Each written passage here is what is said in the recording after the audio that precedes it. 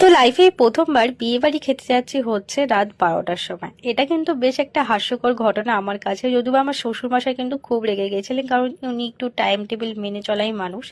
কারণ আজ ছিল আমাদের লাইফে প্রথমবার নন বেঙ্গলি একটা ইনভিটেশন। এনারা আমাদের বাড়িতে রেন্টেই থাকে বহু বছর ধরে, তো তারই মেয়ের বিয়ে।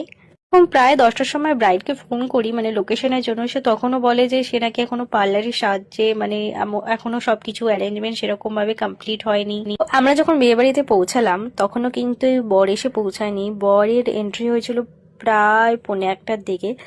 আর বর আসার সঙ্গে সঙ্গে বিয়েটা স্টার্ট হয়ে গেছিল। ওই মোটামুটি 1টার দিকে বিয়ে স্টার্ট হয়েছিল। আর যেহেতু জায়গা অনুযায়ী এদের লোকজন এতটাই বেশি হয়ে গেছিল, মানে ফটো তোলা তো দূরের কথা, কোনো কিছুটা দাঁড়ানোর পর্যন্ত জায়গা ছিল না। তো যাই হোক, মোটামুটি বরমালা দেখে আমরা নিচে এসে একটু ফটো আমি তুলেছিলাম, কারণ বিয়ে বাড়িতে ফটো ইজ ম্যান্ডেটরি।